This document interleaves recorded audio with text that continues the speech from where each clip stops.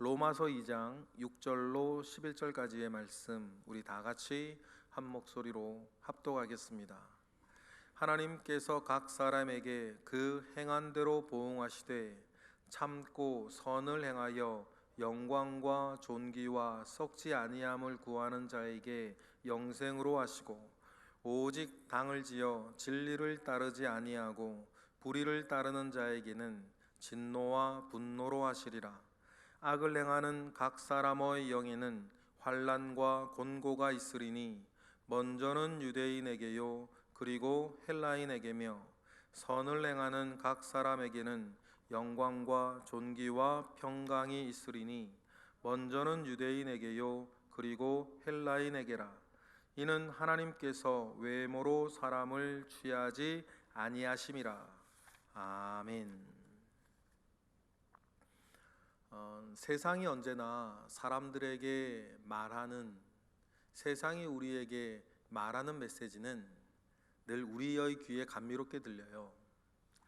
네가 최고고, 네 생각이 맞고, 너는 소중하다.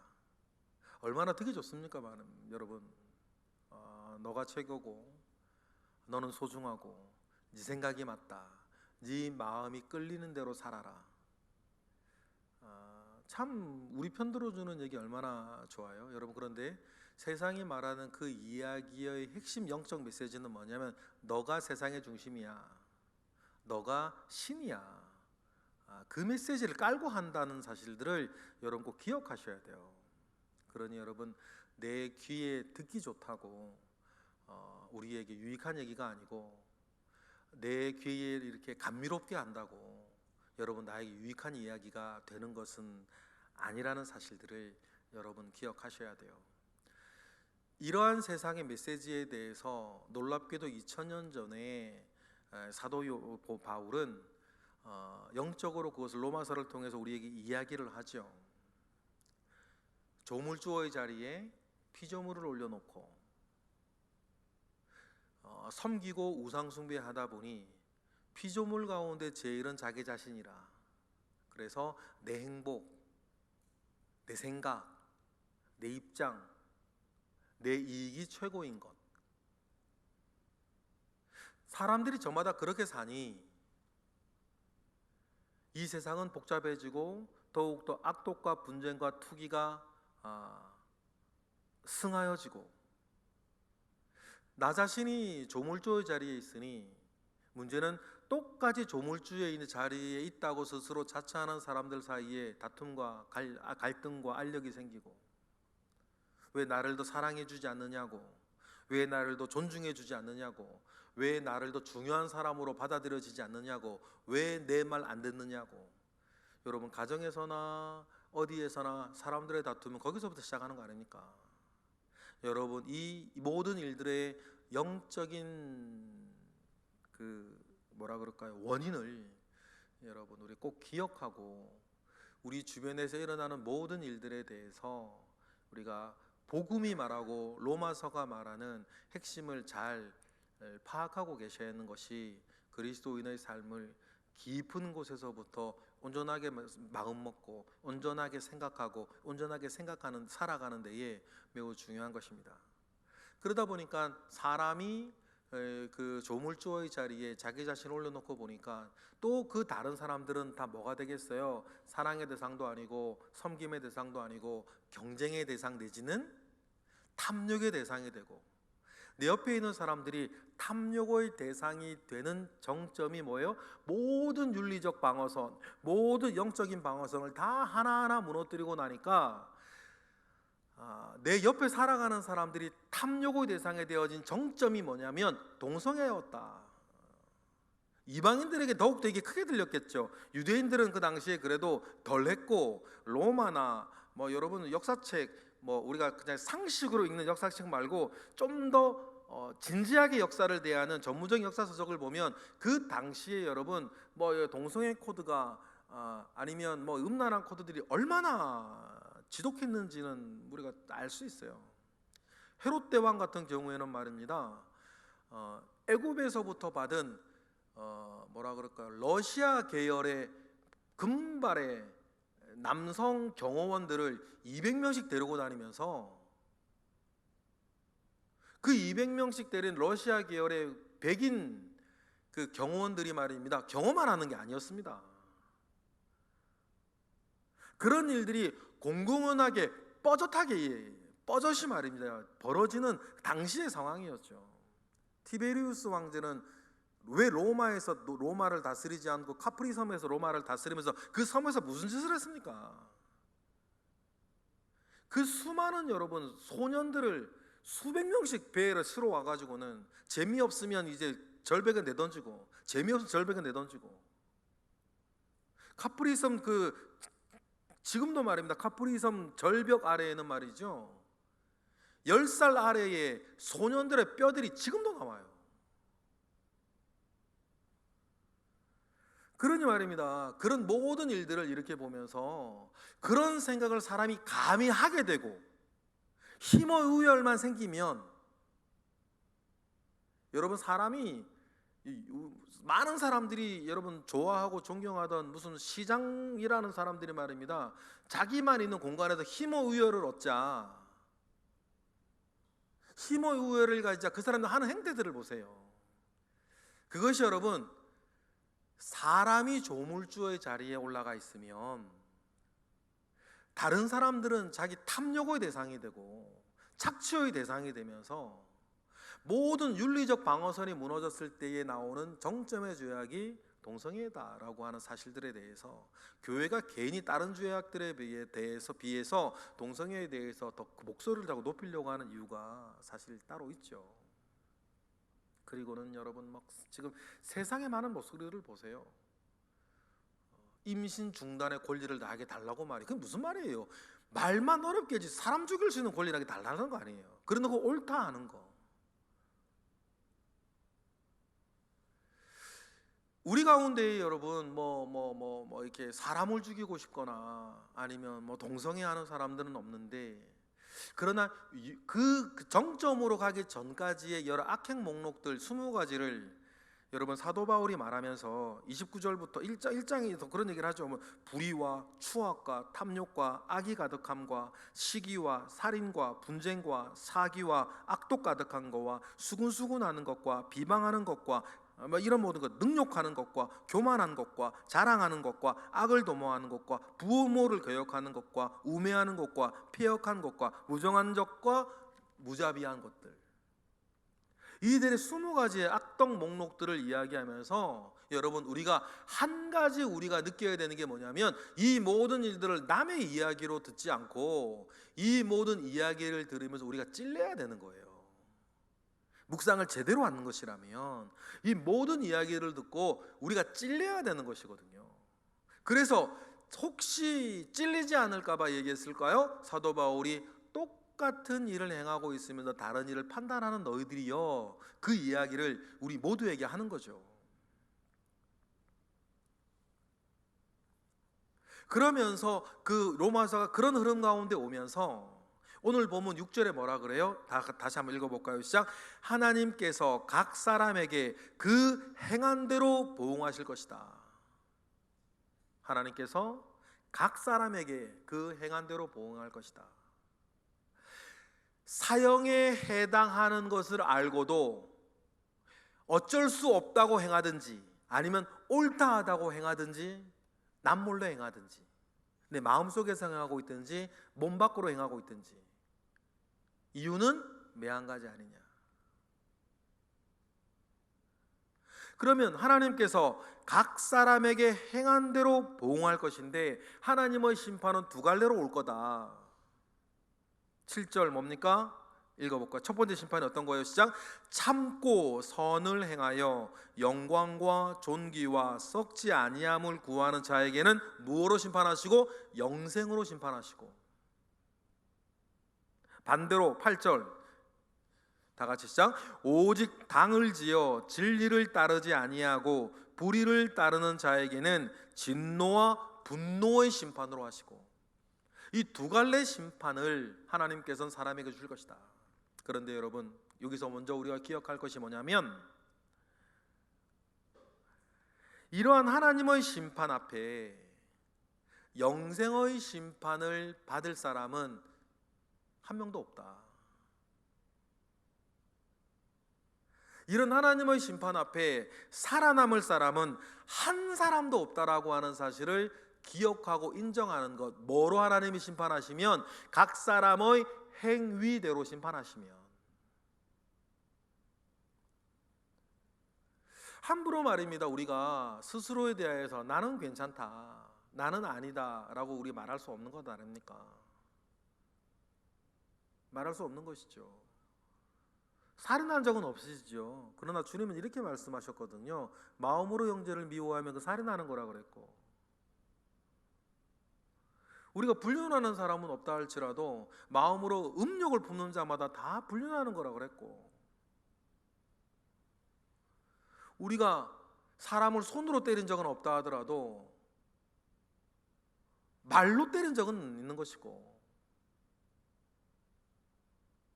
우리가 다른 사람들은 짓밟은 적은 뭐 별로 많이 없다 하더라도 사람들이 나 인정해 주지 않는다고 기분 나빠하면서 쓴 물을 막 드러낸 적은 있을 것이며, 그 주님 뭐라 그래? 다 똑같은 거다 그랬거든요.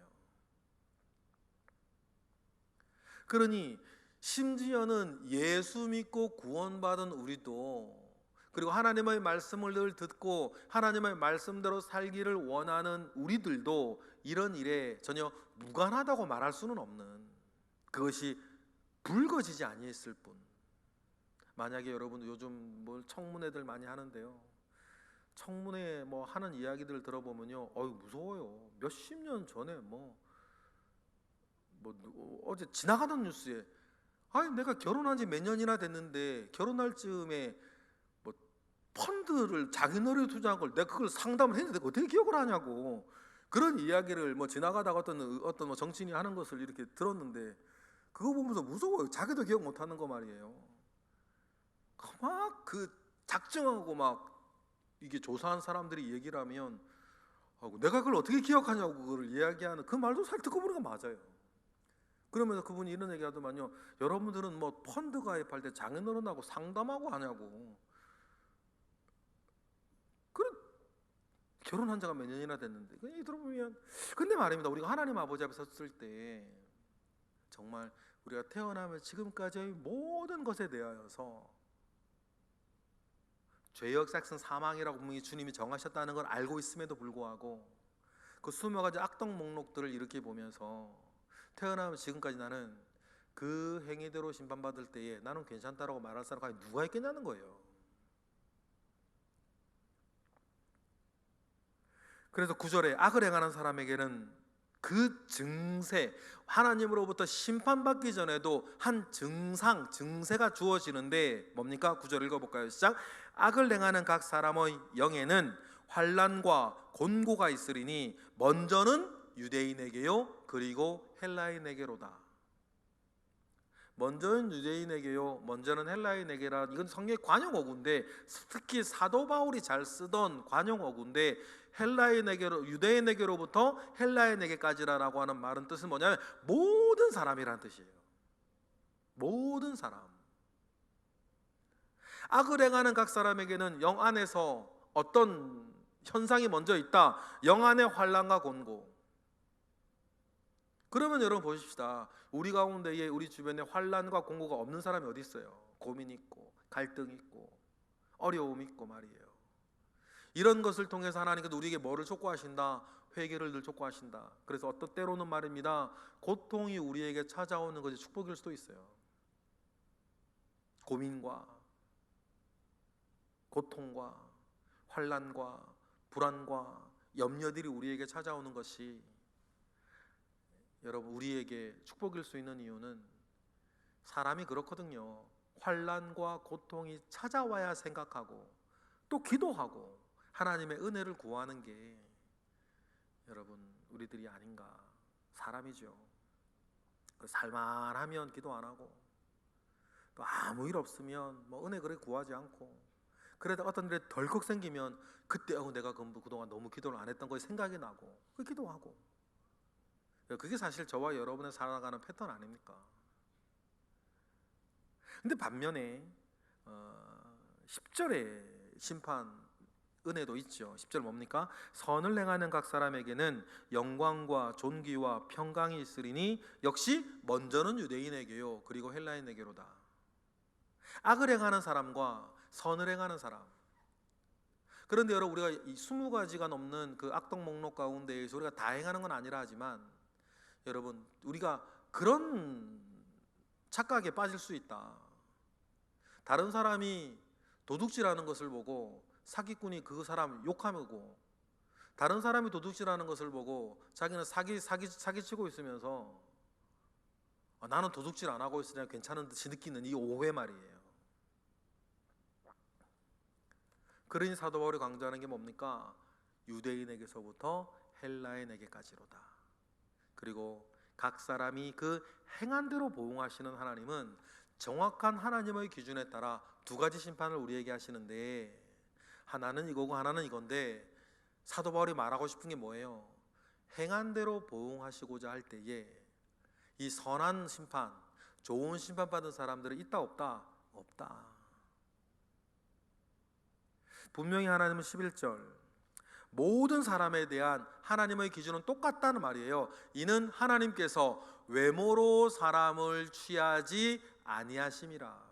여기서 이 외모라고 하는 것은 여러 가지 의미가 있겠죠. 잘난 사람이나 못난 사람이나, 이쁜 사람이나 못생긴 사람이나, 그리고 겉으로는 괜찮은 척하는 사람이나, 겉으로는 괜찮은 사람이나, 아니면 속으로 그런 사람이나, 이렇게 했을 때 구별이 없다. 영적인 이 진리와 사실 앞에는 터럭만큼의 예외도 없고 터럭만큼의 진리도 여러분 구별이 없다는 사실들을 기억하는 것입니다. 그럼 이 말씀을 우리가 읽으면서 이렇게 선을 행하며 살아갈 힘이 원래 나 자신에게는 없다라고 하는 사실들을 인정하는 것, 헤아리는 것이 매우 중요해요. 그러니 말입니다. 그래서 우리에게 뭐가 필요해요? 은혜라는 것이 필요해요. 말씀 따라 살아갈 수 있는 은혜, 믿음 따라 살 수 있는 은혜, 양심 따라 살 수 있는 은혜, 선을 따라 살아갈 수 있는 은혜가 여러분 그래서 우리에게 필요한 거 아닙니까? 은혜는 누가 주시는 거니까? 목사님이 설교 때 드리는 게 아니고 그 모든 것을 통해서 하나님께서 여러분에게 주시는 거니까. 설교를 통해서건 큐티할 때건 아니면 살면서 우리에게 믿음이 있으니까 또 말씀의 지식이 있어요. 그때 때를 따라 돕는 은혜가 여러분 우리에게 필요한 게 뭐예요? 우리로서는 안 되기 때문이에요. 여러분 혹시 잠시 착각하시는 분, 나로서는 막 할 것처럼, 나로서는 될 것처럼 여러분 생각하시면 그것은 여러분 속는 것입니다. 나 자신에 속는 것이고, 네가 옳다, 너는 할 수 있다, 네 마음 끌리는 대로 하라, 너는 소중하니까, 너는 이 세상 무엇보다도 소중해. 그런 세상의 감미로운 이야기 가운데에 깔려있는 세상의 메시지, 너는 신이고 너는 할 수 있다. 그러면서 뭡니까? 하나님은 필요 없다. 가로 열고 가로 닫고. 여러분 그런 세상의 메시지를 여러분 느낄 수 있는 영적인 감각도 우리에게 있어야 될 줄로 믿어요. 우리가 늘 기억해야 됩니다. 나로서는 안 된다. 나로서는 안 된다. 그러니 우리에겐 뭐가 필요하다? 하나님의 은혜가 필요하다. 여러분 이 사실을요 결코 잊지 아니하고 사시는 저와 여러분 되시기를 원해요. 신앙생활 오래 하면요 옛날로 가끔 돌아갈 수가 있어요. 내가 뭐 된 것처럼 말이에요. 그러나 결코 그렇지 않습니다. 법적으로 칭의, 의롭다 불러준다는 뜻이거든요. 칭의가 무슨 말입니까? 의롭다 불러준단 말이에요. 의롭다 불러주는데 가로 열고 의롭지는 않은데 가로 닫고. 그게 우리들이라는 사실들을 여러분 꼭 기억하시기를 원해요. 그래서 의롭다 불러줄 뿐 의롭지 않은, 그래서 자꾸만 교회에서 의롭다는 얘기, 의로운 얘기를 계속 들으니까 마치 내가 의로운 것처럼, 진짜 의로운 것처럼 착각하는, 그러한 오래된 신앙인의 함정에 우리 빠지지 아니하도록 여러분 오늘과 같은 그 말씀들, 요즘 이어지는 로마서의 전반전 말씀들, 그러니 우리에게 뭐가 필요하다? 복음이 필요하다라고 하는 이야기를 하기 위해서 복음은 유대인에게나 헬라인에게로까지 모두에게 필요한 것이다 라고 하는 사실들을 말하려고 하는 이 복음의 진술 앞에, 이 전반전 진술 앞에 여러분 나의 실존을 발견하시고 나를 기억하셔서 우리가 먼저 받을 은혜는, 그래, 그러니까 나에게는 언제나 사나 죽으나 하나님의 은혜가 필요하다는 사실들을 꼭 기억을 하고 은혜를 구하며 늘 사는 저와 여러분 되시기를 주님의 이름으로 축복합니다. 기도하겠습니다. 할렐루야. 하나님, 하나님의 은혜가 우리에겐 정말 필요합니다. 오늘 하루 살아갈 때에도 내 속의 어리석음과 내 속의 죄악이 승하지 아니하고 언제나 주님 붙잡고 살아갈 수 있는 은혜가 우리에게 필요합니다. 하나님, 은혜를 구하는 이에게 은혜를 주시고 능력을 구하는 이에게 능력을 주시고 하나님, 힘을 구하는 이에게 힘과 소망을 주시는 역사가 우리 모든 이들 가운데 있게 하옵소서. 이 시간 드려지는 1000번째 예물들 가운데 주님 함께 하시고, 주님, 우리가 이 시간 드리는 기도 가운데에 은혜를 주사 응답되게 하시고 늘 선한 마음과 선한 일을 행하며 하나님 형통한 삶을 주님과 동행하며 살아갈 수 있도록 우리를 붙잡아 주시옵소서. 예수 그리스도의 이름으로 기도드렸나이다. 아멘.